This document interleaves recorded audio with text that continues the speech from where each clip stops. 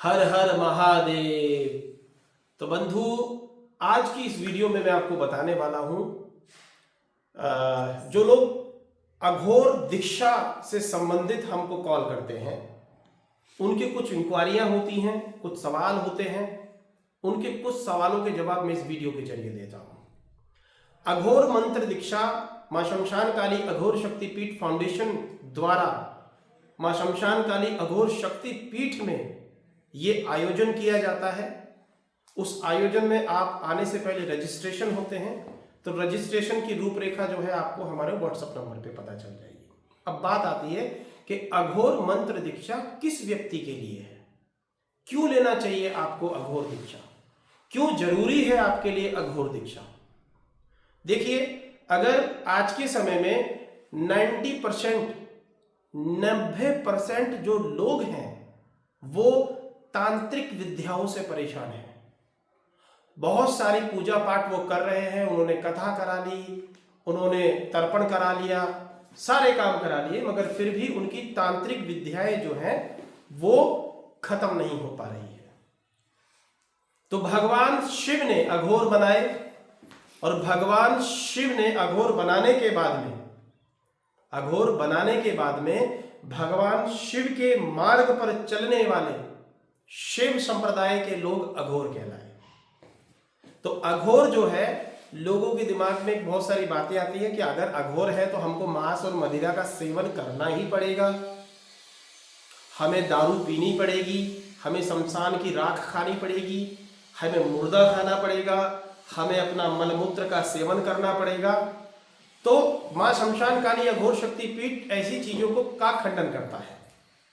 यदि आप अघोर से जुड़ते हैं तो अघोर से जुड़ने का मतलब ही आपको शिव से जुड़ना है। और अघोर परंपराओं में तीनों मार्ग आते हैं, राजसिक, तामसिक और सात्विक मार्ग आते हैं। इन तीनों मार्ग में जो चलने वाला है एक साथ, वो अघोर कहलाता है। जो वैष्णव मार्ग में चलने वाले लोग हैं वो सात्विक मार्ग से चलते हैं।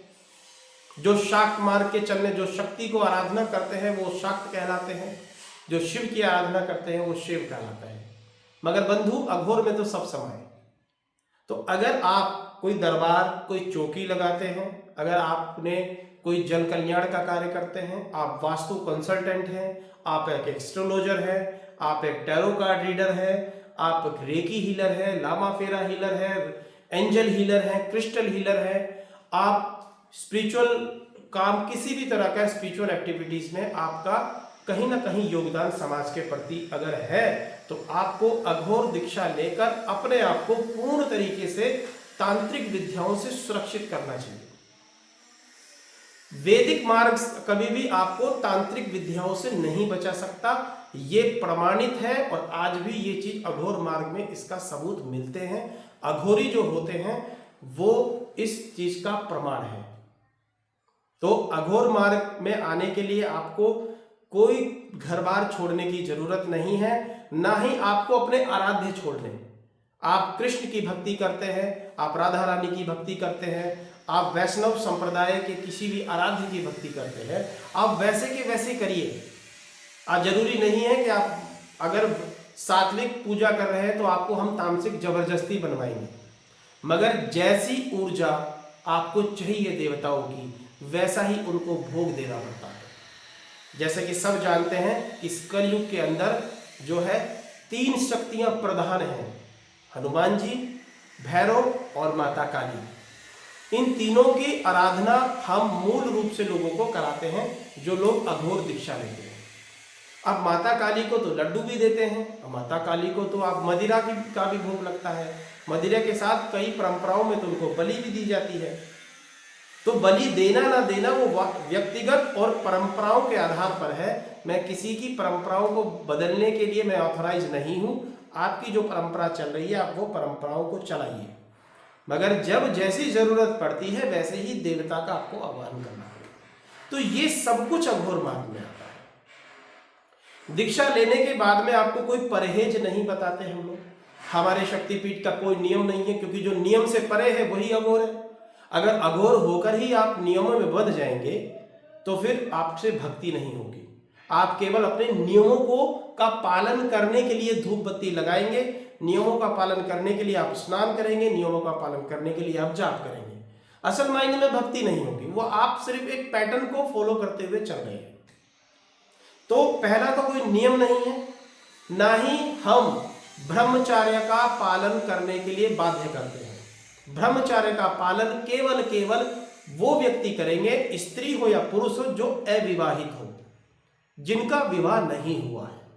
और यदि जिनका विवाह हो गया है उनको ब्रह्मचर्य का पालन करने की जरूरत नहीं है।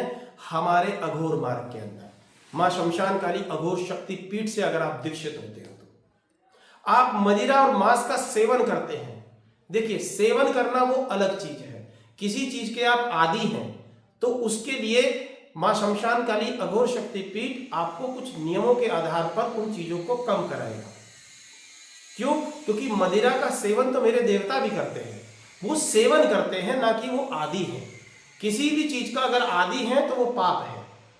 तो मदिरा मांस का सेवन हमारे यहाँ वर्जित नहीं है, ऐसा नहीं है कि हमारे यहाँ बैन कर दिया जाता है, मगर हर चीज की लिमिट होती है। अगर आप दीक्षा लेने के बाद में आप मदिरा के आदी होते हैं तो वो ऑटोमेटिकली जब ईश्वरीय तत्व आपके अंदर भीतर जागृत होता है तो अपने आप ही आप उस लत से अपने आप हटना शुरू हो जाते हैं। ये अघोर मार्ग है।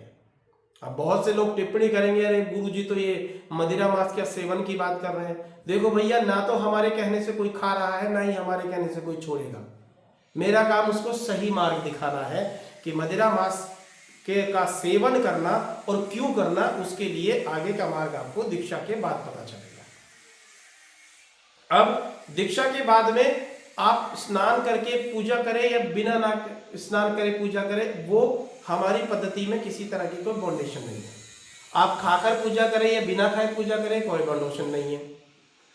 आप अघोर मार्ग में आने के बाद आप रंग बिरंगे वस्त्र पहने, उसमें भी किसी तरह का कोई बाउंडेशन नहीं है। आपका जीवन है, आप अपने जीवन को जिए, जैसे आपको अच्छा लग रहा है आप वैसा जिए, मगर जब जो काम करना है उसके लिए आप पूर्ण तरीके से तैयार होने चाहिए।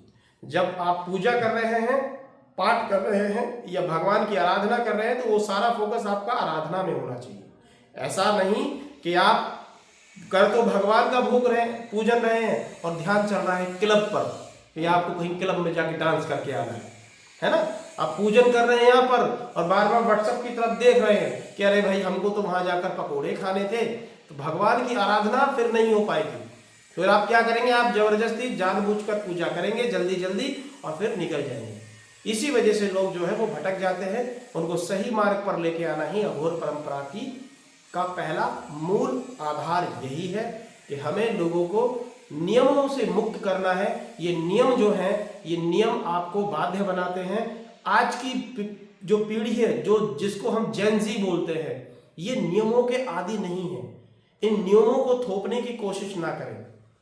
कुछ कथित कथावाचक, कुछ कथित पीठाधीश्वर इस कलयुग में सतयुग के नियमों को लागू करने में लगे पड़े हैं। तो हमें इस कलयुग को कलयुग ही रहने दें, कलयुग को सतयुग बनाने की कोशिश ना करें, क्योंकि कलयुग के खुद के नियम हैं। हर युग के खुद के नियम होते हैं। इस युग में, कलयुग में, जब प्रधान जो देवी देवता है वो हमारे महाकाली, भैरव और बजरंग बली हैं, तो इनको वैसे ही रहने दें, इनको बदलने की कोशिश ना करें। तो ये सारी बातें हमारी अघोर मार्ग की, अघोर परंपरा की है। आपको जरूरी नहीं है कि आप लाल वस्त्र ही पहने, आप काले वस्त्र ही पहने। हाँ, आपको दीक्षा परंपरा में टीका धारण करने के लिए कहा जाएगा तो आप टीका धारण कर सकते हैं। वस्त्र आपको लाल अच्छे लगते हैं, लाल पहनिए, काले अच्छे लगते हैं, काले पहनिए। आपको भगवा वस्त्र पहनने के लिए नहीं कहा जाएगा, क्योंकि भगवा वस्त्र वो संन्यास मार्ग का है और हम किसी को सन्यासी नहीं बनाते हैं। आप गृहस्थ रहकर, हमारे समाज के बीच में रहकर, अपने परिवार में रहकर ही सभी कार्य करते हुए अघोर मार्ग में रहकर ही अपने आराध्य की ऊर्जा को प्राप्त करना है, अपने ईश्वर को प्राप्त करना है, और जिसको कहते हैं मोक्ष प्राप्त कर लेना। और अपने परिवार को तांत्रिक विद्याओं से बचाना है, बुरी शक्तियों से बचाना है। कब तक आप बाहर भटकते रहोगे, अपने दरबारों में चलते चले जाओगे, किसी तांत्रिकों के पीछे भागोगे कि हमारे पर भूत प्रेत, तंत्र मंत्र यंत्र, इन सभी चीजों का प्रकोप है। तो खुद के डॉक्टर खुद बने, खुद का परिवार की रक्षा खुद करें और ये परंपराओं को आगे बढ़ाएं। यही कामना रहती है हमारे मां शमशानकाली अघोर शक्ति पीठ की। अधिक जानकारी के लिए हमारे शक्तिपीठ के नंबरों पर कॉल करें, हमको ईमेल करें। और इस हर महीने हमारी दीक्षा का समारोह होता है, दीक्षा का प्रोग्राम होता है। उस दीक्षा प्रोग्राम में शामिल होकर अपने जीवन को अच्छा बनाएं। हर हर महादेव, जय जय श्री राम।